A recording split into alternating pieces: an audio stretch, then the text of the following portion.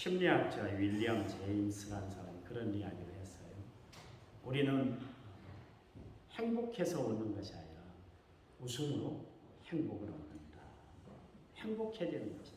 그런 이야기를 했어요. 여러분 미소를 지어보시기 바랍니다. 부정적인 생각을 가지고 사는 사람은 절대로 웃을 수가 없어요. 보통 하루에 사람들이 생각을 하고 살잖아요. 많은 생각을 하고 사는데 85%가 부정적인 생각을 하고 15%만 긍정적인 생각을 하고 살아간다. 그렇게 이야기를 했어요. 여러분 긍정적인 생각을 하려고 노력하시기 바랍니다. 여러분 머릿속에 막 부정적인 생각이 막 들어오면 그냥 뭐 고개를 흔들어서라도 떨쳐버리시기 바랍니다. 그리고 웃으시기 바랍니다.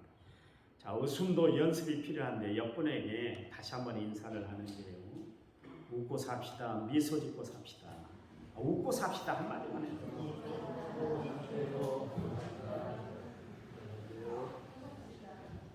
성경책 위에 우리의 두 손을 얹고 믿음을 고백드리겠습니다.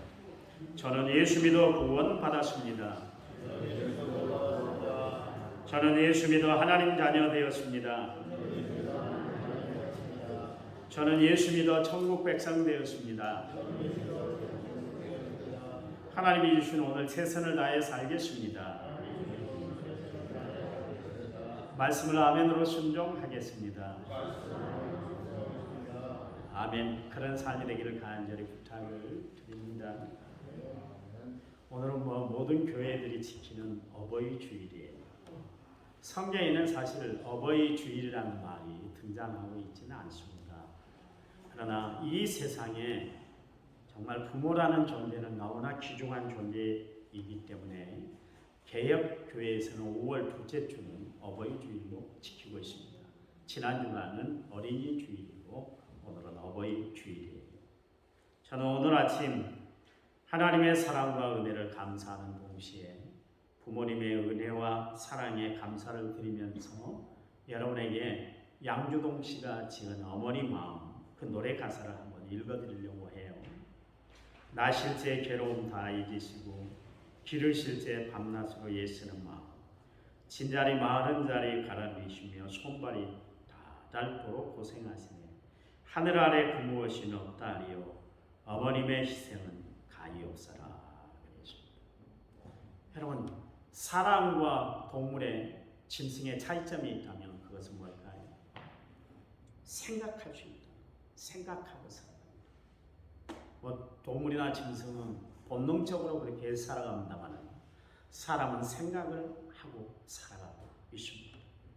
그 생각하는 중에 하나가 정말 뭐냐면 은혜를 깨닫고 은혜를 보답할 줄 안다는 겁니다. 여러분 짐승들도 제 새끼를 얼마나 사랑하는지 모르겠어요. 펭귄이라는 동물을 보면 암놈이 5월달에 이제 알을 낳는다 그래요. 꼭 하나만 낳습니다. 얼음바닥 아닌 곳이 없기 때문에 그대로 두면 알이 얼어서 그게 결국 죽고 마니까.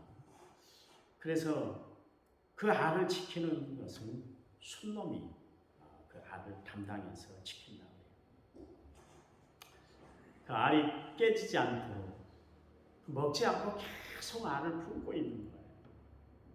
그동안 암놈은 어떻게 하는가? 먹이를 구하기 위해서 큰 바다에 나가서 새우 그 먹이를 잔뜩 배에다가 저장을 한 다음에 그 다음에 빙원을 질러서 그 알을 낳고 있는 순놈에게 이제 찾아오는 거예요. 돌아오면 어떻게 하는가? 돌아올 때 되면 한 달이 지났는데요. 이제는 부화가 딱 된 거예요. 그래서 아빠 펭귄하고 교대를 해서 뱃속에 저장해 왔던 양식들이 있잖아요. 그것을 소처럼 반출을 해서 토해내서 새끼에게 그것을 먹여줘요. 그런데 암놈은 한 달 동안 그 알을 지키고 새끼를 부화하기까지 수고한 순놈이 있잖아요. 얼마나 힘들었겠어요. 눈바라 속에서 그 혹한 속에서 체력을 다 방전하고 영양실조가 걸린 순놈에게는 하나도 주질 않고 새끼에게만 그렇게 먹여주는데 결국 굶주림에 비틀거리다가 순놈은 먹이를 찾아 나가야 되는데 다리에 힘이 빠지니까 어떻게 돼요? 나뒹굴기도 하고 그러다가 끝내 일어나지 못하는 경우도 있고 그래요. 이처럼 여러분 펭귄은 본능적으로 새끼에 대한 자식에 대한 애정이 참으로 처절하리만큼이나 아름답습니다.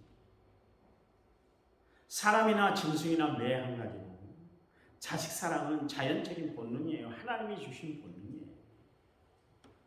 자식 사랑을 헌신적으로 하는 동물이 있는가 하면 또한 이런 동물도 있습니다. 까마귀인데요. 지난 시간에 제가 말씀드렸잖아요. 까마귀는 어려서 부모 까마귀가 새끼 까마귀를 먹이를 다 물고 와서 그들을 키웠어요. 그런데 이 어미 부모 까마귀가 더 이상 이제 모기 활동을 하지 못하면 그러면 새끼 까마귀가 먹이를 물에다가 부모 까마귀를 공양을 합니다. 나무에 앉을 때도 새끼 까마귀는 절대로 부모 까마귀 위에 앉는 법이 없어요.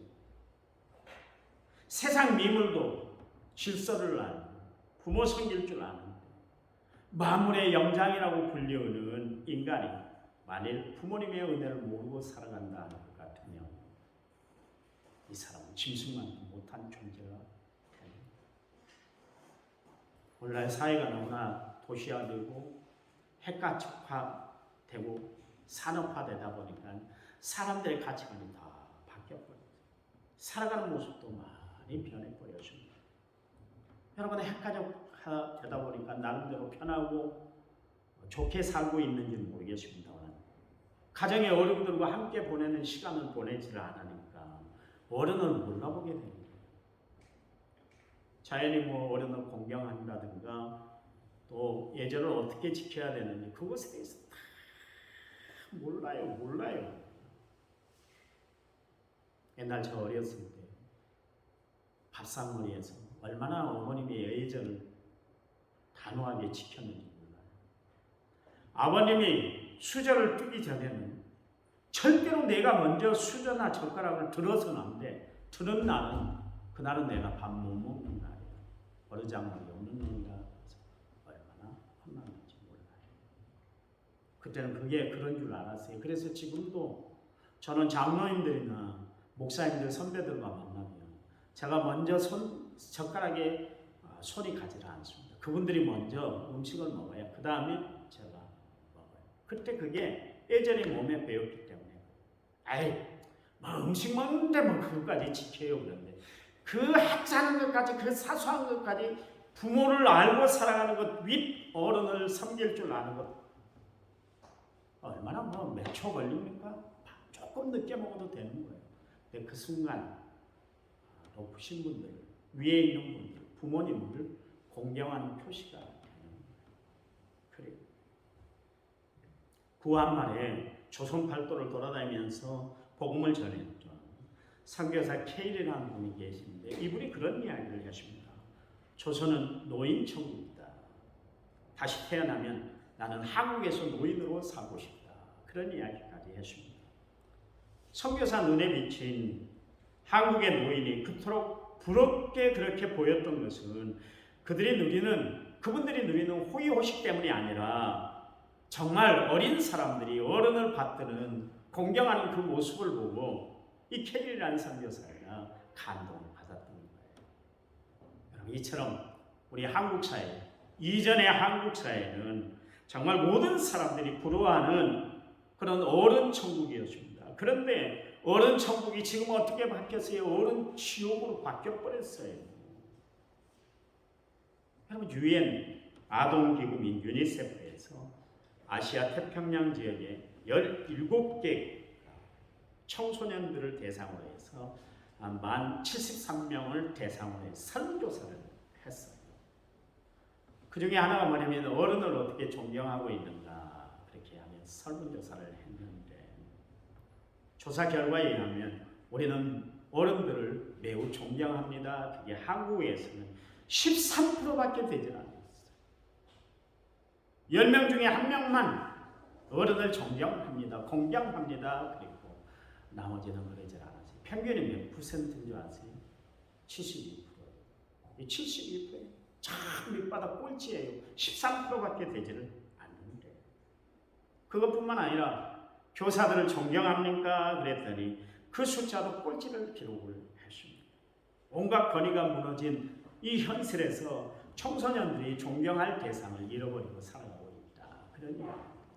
동방예의지국이었던 이 나라가 청소년들이 어른을 공경하는 데 있어서 아시안권에서 가장 꼴등을 기록했다는 것은 우리에게 주는 도전이 큰 거 아니겠어요? 그렇잖아요. 보통 일이 아니에요. 세상이 변해도 너무나 변해줍니다. 지난 시간에 이야기를 했잖아요. 20대 청년이 70대 할아버지 두들겨 패고, 오늘 또 인터넷 검색해봤더니 차 속에서 토한다고 냄새 난다고 그랬더니 그 운전기사를 밖으로 60대 넘으신 어르신을 밖으로 데리고 나가고 개패를 패버려요. 왜 이런지 모르겠어요. 예. 세상이 변해도 너무 변했어요. 그런데 여러분, 세상 풍습이 변한다 할지라도 하나님께서는 여전히 우리에게, 자녀된 우리에게 부모를 공경하고 순종하라, 이것을 말씀하고 계십니다. 사도 바울이 에베소서를 기록할 당시에 그때 로마의 지배를 받았던 모든 나라는 어떻게 했는가? 그 가정의 아버지가 자식에 대해서, 자녀들에 대해서 절대적인 권력을 휘두르던 그런 전제주의적인 성격을 가지고 있었어요. 그러므로 그 당시에 아버지들은 자녀들에게 혹독한 벌을 주기도 했고요. 심지어는 그가 성인식을 거행하기 전에는 저 자식 마음에 안 들잖아요. 그러면 버리기도 하고 죽이기까지 했어요. 그게 법적으로 아무 하자가 없는 그런 시대였습니다. 그 비인격적이고 불안정한 그런 사회 속에서도 사도 바울은 오늘 본문에서 정말 부모와 자녀가 그리스도 사랑 안에서, 주 안에서 어떤 관계를 맺고 살아야 하는지에 대해서 말씀을 해주고 있습니다. 기독교에 대해서 잘 모르는 사람들은 그런 이야기를 합니다. 기독교를 비난하는 이야기 가운데 하나가 뭐냐면 기독교는 부모를 공경할 줄 모른다, 그런 이야기를 해요. 그래서 돌아가신 부모에게 제사도 드리지 않는 그런 불효막심한 자식들이 뭐 예수를 믿는다고 그렇게 이야기를 하느냐, 그러면서 기독교를 폄하하는 분들이 계세요. 그러나 그것은 몰라도 너무나 모르는 거예요. 성경에 부모 공경에 대한 말씀이 얼마나 많이 기록되어 있는지 모르겠어요. 기독교처럼 효를 강조하는 종교도 없습니다. 단지 우리는 부모님이 살아계실 때 좀 더 많이 효도하라, 그런 이야기예요. 여러분 생각해 보세요. 부모님이 돌아가신 이후에 제 아무리 크게 제사상을 차리고 정성을 다해 그렇게 제사를 모신다 할지라도, 절을 한다 할지라도, 여러분 돌아가신 부모님이 오셔서 드시는 거 봤어요? 내가 절을 하니까 오냐? 너가 정말 효도하는구나, 그러면서 말씀 한마디 하시던가요? 아니잖아요. 여러분, 우리가 조상을 모셔놓고 거기 절을 하고 또 제사를 드리고 제사상을 바친다 할 때 그 절을 받아주고 제사상 음식을 먹는다 할 것 같으면 우리는 100번이고 1000번이고 다 드릴 수가 있어요. 그거 못하겠어요? 근데 봐보세요. 아니잖아요. 이런 사람도 있습니다. 돌아가신 부모님 한번 보고 싶어. 한번 좀 보고 싶어. 그런데 여러분, 보아지던가요? 배지던가요? 아니요. 어떤 사람은 돌아가신 분, 제사를 드리는 것은 정성이야. 귀신에게 절하는 것이 아니라 정성을 다해 차리는 것이니까 제사상은 정성이다, 그렇게 이야기합니다. 여러분, 그 정성 살아계실 때 한 번 더 하면 어때요? 좋잖아요. 돌아가시고 난 다음에 아무 쓸데없는 짓을 뭐 하려고 하는지 모르겠어요. 그렇잖아요. 여러분, 돌아가셔서 잘하는 것보다 살아계실 때 한 번 더 잘해드리는 성도들이 되시길 간절히 부탁을 드립니다. 말 한마디 따뜻하게 건네고 마음 편하게 해드리는 것이 참 중요하다, 그런 이야기예요.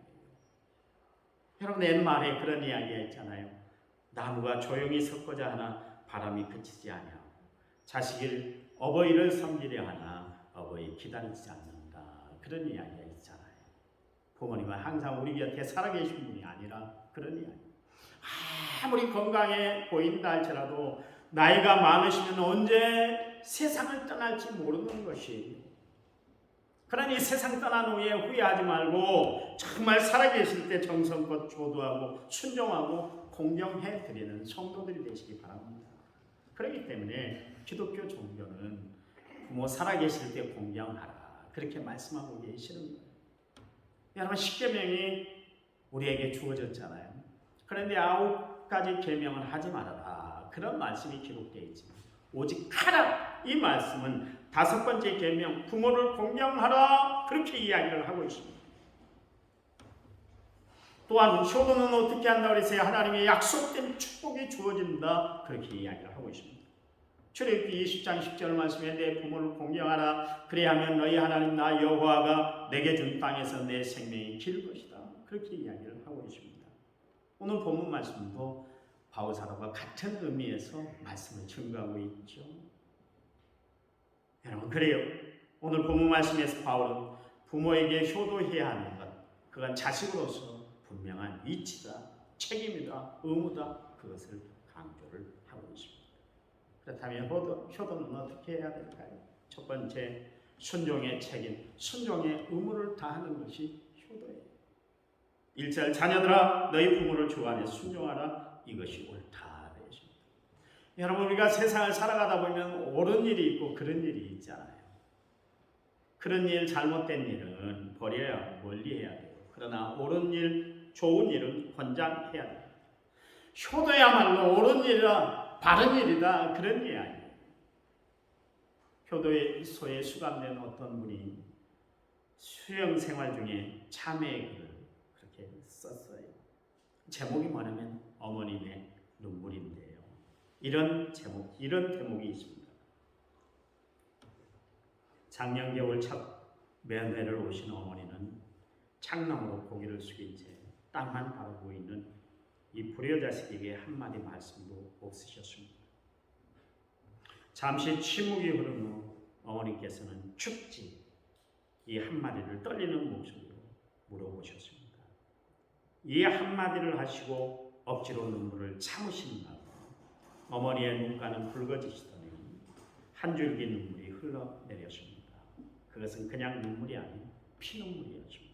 춥지 겨우 그 한마디를 하시고 적견 시간을 다 보내버리신 어머님은 성경책 한 권을 남겨두고 떠나셨습니다. 그 후에 다시 면회가 없으신 어머니에 대해서 불평하고 있은 무렵 형이 면회를 왔습니다. 형에게 어머니는 왜 그렇게 한 번도 면회를 오지 않느냐고 그렇게 불평을 하자 형은 버럭 소리를 지르면서 야 이놈아 아직도 정신을 못 차리고 있니? 너 어머니가 어떻게 되는지 아니? 그렇게 말하더랍니다. 불길한 생각이 들어서 그가 다그쳐서 묻자 그 형은 어머니가 며칠 전화를 안 받아서 찾아가 봤더니 엄동설한 추운 겨울에 자식의 죄가 내 죄이라 방에 불을 끊으시고 나도 감옥 생활을 해야 한다면서 자식의 죄와 어머니 죄를 용서해 달라고 기도하다가 그렇게 홀로 몸져 누우셨어. 그런 이야기를 했다. 이 대목에서 그가 이렇게 고백을 했어요. 금수만도 못한 내 두 눈에 처음으로 뜨거운 눈물이 솟구쳐 올라왔습니다. 그리고 그날부터 나는 어머니가 남기고 가신 성경을 읽기 시작했고 어머니의 눈물이 내 죄에 대한 하나님의 눈물이요 하나님의 사랑이신 것을 깨닫게 되었습니다. 그런 내용. 여러분, 부모를 거스리는 것은 하나님을 거스리는 것. 부모에게 순종하고 공경해 드리는 것은 성경은 분명히 옳은 일이다. 우리에게 말씀하고 계시잖아요. 순종이라는 말이 뭡니까? 본래 아래서 듣는다. 여러분 부모님의 말씀하실 때 귀담아 들어야 돼요. 어떤 말씀이라도 끝까지 들어야 돼요. 그만해요. 시끄러워요. 잔소리 그만 듣고 싶어요. 이건 불효자식이에요. 나 교회에서 진즉부터 이거 배웠습니다. 나 아버지 안 달라 들었을 텐데 아버지 가르쳐준 사람이 없었잖아요. 학교에서도 안 가르치더라고요.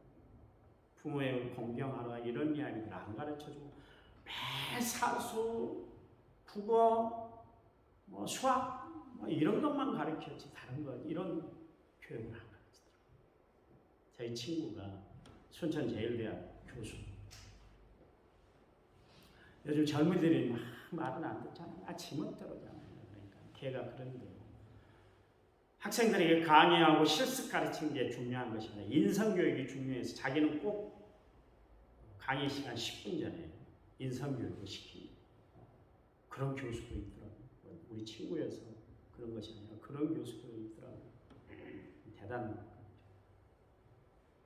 여러분 교회 신앙생활하는 여러분 하나님의 말씀을 듣는 여러분 부모를 공경하라고 그랬는데 하나님의 말씀 듣는 것 따로 내 생활 따로가 돼서 되겠어요? 그렇잖아요. 그러면 안 되는 거예요. 그건 신앙생활 바로 하는 것이 아니기 때문에 그렇죠. 여러분 부모 효도 방법 10계명 중에 제1계명이 뭐냐면 부모님과 가능한 많은 대화 시간을 가져라 그랬어요. 부모는 자식과 대화 시간을 가장 즐거워하신다는 그런 말씀이에요. 성도 여러분, 사도 바울이 왜 부모를 공경하는데 주 안에서 공경하라 그랬을까요? 당시 사람들 중에 자기가 신앙생활을 하는 핑계 때문에 부모에게 효도하는 것을 게으리하는 사람들이 많이 있었어요. 그래서 바울사도는 주 안에서 부모를 공경하라 그러십니다. 구약 성경은 부모를 공손히 대하지 않으면 어떻게 한다고 그랬어요? 돌로 쳐라 그랬습니다. 아까 우리가 교동문 때 읽었던 내용들이 그 내용. 출애굽기 21장 19절 말씀에 보니 17절 말씀에 그 아비나 어미를 저주하는 자는 반드시 죽일지니라. 출애굽기 21장 15절 말씀과 레위기서 20장 9절 말씀에 그 아비나 어미를 치는 자는 반드시 죽일지니라. 살 필요가 없다 그런 이야기예요. 그런가 하면 신명기서 21장 18절에서 21절 말씀에 불효자식은 이렇게 처벌하는 것이 좋다 그러면서 이야기를 했는데 사람에게 완악하고 패역한 아들이 있어. 그 아비의 말이나 어미의 말을 순종하지 아니하고 부모가 징책하여도 듣지 않거든 그 부모가 그를 잡아가지고 성문에 이르러 그 성읍 장로들에게 나아가서 그 성읍 장로들에게 말하기를 우리 이 자식은 완악하고 패역하여 우리 말을 순종하지 아니하고 술에 잠긴 자라 하거든 그 성읍의 모든 사람들이 그를 돌로 쳐 죽일지니 이같이 내가 너희 중에 악을 제하라 그렇게 이야기합니다. 여러분 부모에게 불순종하고 부모를 거역하는 것은 악이다 그런 이야기고 그래서 이스라엘 경내에 이스라엘 나라에 그런 악이 존재하지 못하도록 그를 죽여라 그렇게 이야기를 하고 있습니다. 그러므로 사랑하는 성도 여러분 부모님의 말씀에 적극적으로 순종하여 부모님의 마음을 기쁘시게 하고 살아가는 성도이 되시기를 간절히 부탁을 드립니다. 두 번째는 공경의 책임이 있습니다. 2절 말씀에 내 아버지와 어머니를 공경하라 이것이 약속이 있는 첫 계명이니라 그랬어요. 여러분 부모 공경과 관련된 계명 출애굽기 20장 12절 말씀 신명기서 5장 16절 말씀에 거기 있는데 약속 있는 첫 계명이다. 그러면서 그리하면 너희 하나님 나 여호와가 내게 준 땅에서 내 생명이 길 것이다 그렇게 이야기를 하고 있습니다. 하나님이 보장하는 삶을 살아가게 된다 그런 이야기예요. 부모를 공경만 잘해도 하나님이 축복을 내려주신다 그런 이야기예요. 여러분 이 내용을 바울은 오늘 보면 3절 말씀에서 이는 내가 잘되고 땅에서 장수할 것이다 그렇게 이야기를 하고 있습니다. 내용은 같아요. 내 순서만 바꾼 것뿐입니다. 여러분 우리가 부모를 공경하는 것은 당연한 일 아니에요. 여러분이 저절로 자란 것이 어디 있어요? 저는 시조 중에 이 시조를 가장 싫어합니다. 산절로 수절로 산이 저절로 생겼고 물이 저절로 생겼대요. 세상에 그런 거 어디 있어요? 물이 그냥 저절로 하늘에서 떨어졌어요. 아니요.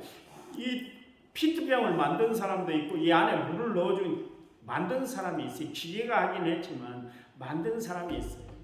이 종.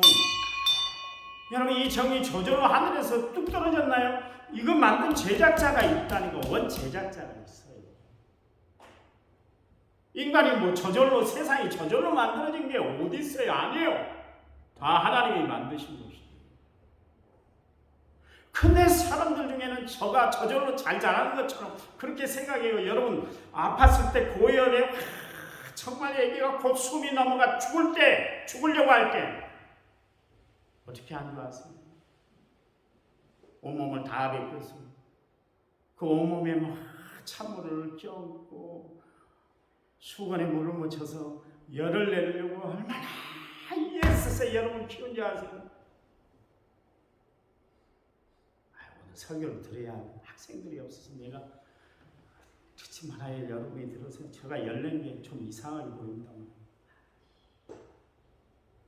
저절로 큰 것이 없어요. 저 우리 둘째 아이 다 죽어갈 때 우리 집사람이 저 아이 보고 얼마나 울었는지 몰라요. 심지어 우리 지원이가 하나님 우리 동생 살려주세요. 기도했었어요. 저절로 큰 것이 없다니까. 다 부모님들이 그렇게 키워주고 애쓰고 마음 써주고 힘 써주고 헌신하고 그런데 저절로 자란 것처럼 그렇게 큰 소리 치고 그러면 부모 앞에 그러면 안 되는 거예요. 여러분 하나님이 우리에게 보시고자 하는 것이 믿음이지만 그 믿음이 표현돼서 나타나는 것이 뭐냐면 효도이기 때문에 하나님의 효도하는 우리의 모습을 보고 계세요. 지금도 보고 계세요.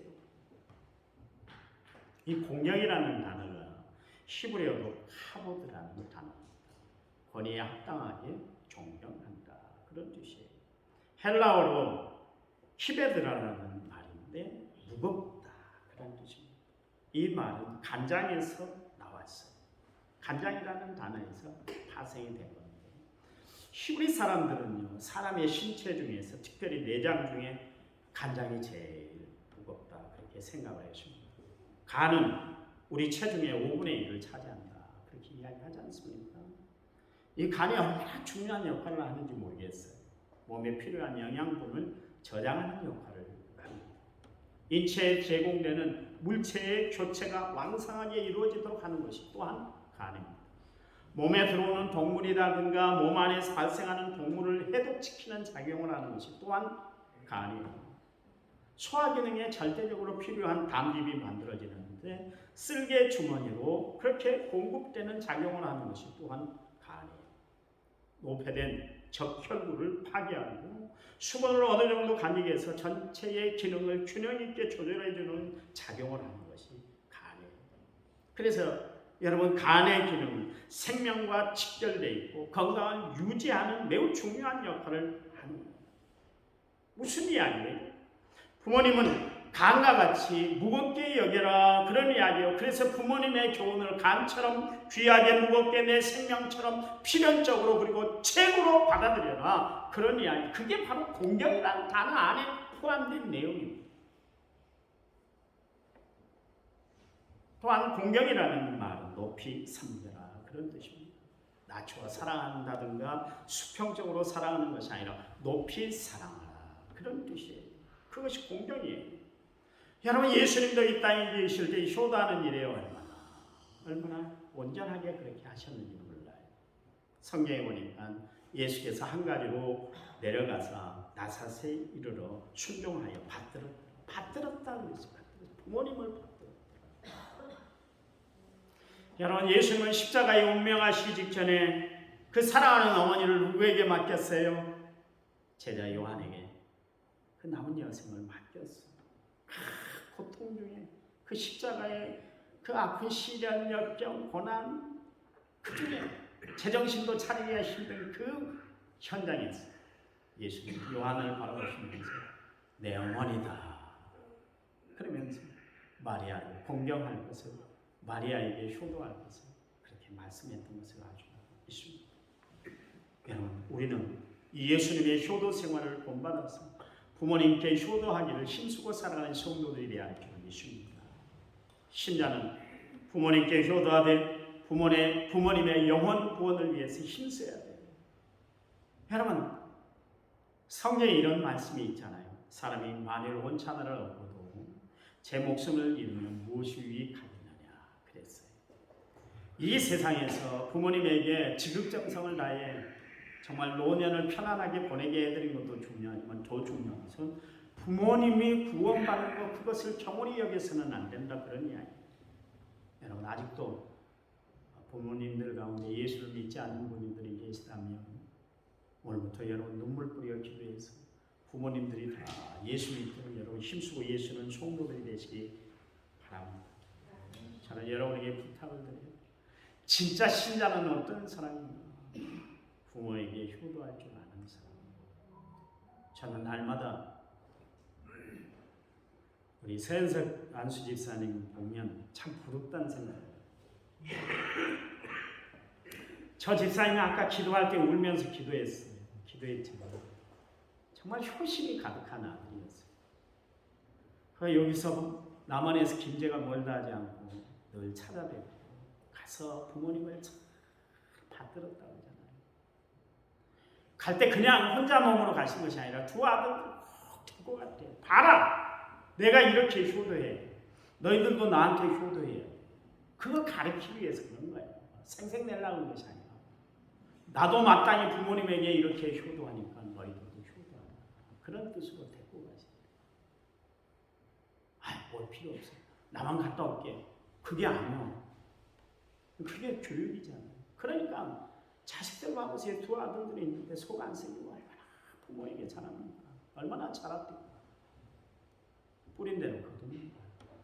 여러분 잘 심으시기 바랍니다. 여러분 지금 살아계신 부모님이 계시면 잘 섬겨드리세요. 몸과 마음을 다해 정성을 다해 하나님을 섬기듯 부모님도 잘 섬기시기 바랍니다. 성경에 이런 말씀이 있어요. 요한일서에 보면 눈에 보이는 내 형제를 사랑하지 못하면서 눈에 보이지 않는 하나님을 어떻게 사랑할 수 있느냐. 있을 수 없는 일이에요. 마찬가지로 눈에 보이는 부모님에게 효도하지 못하는 사람이 어떻게 하나님을 잘 섬기며 살아갈 수 아니, 그건 있을 수 없는 일이에요. 여러분 성경에 봐보세요. 부모님에게 효도했던 사람들이 다 축복을 받았잖아요. 야곱은 어머니 말씀대로 행한 결과 족장이 되는 축복을 받았고 요셉은 아버지의 말씀을 끝까지 순종한 결과 총리 대신이 됐고요.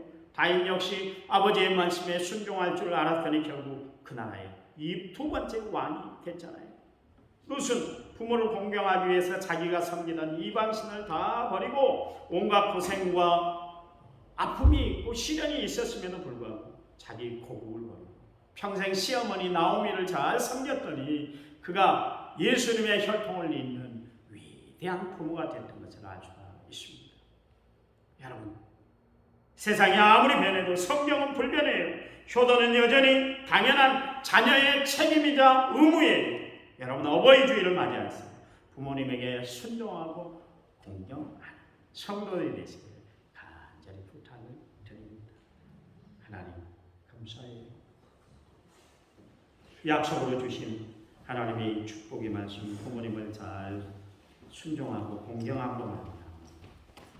하나님 이 땅에서 잘될 뿐만 아니라 장수의 축복을 누리고 살아가는 우리 남한성결교회 모든 성도들이 다 되도록 축복해 주시옵소서. 예수님 이름으로 기도했습니다.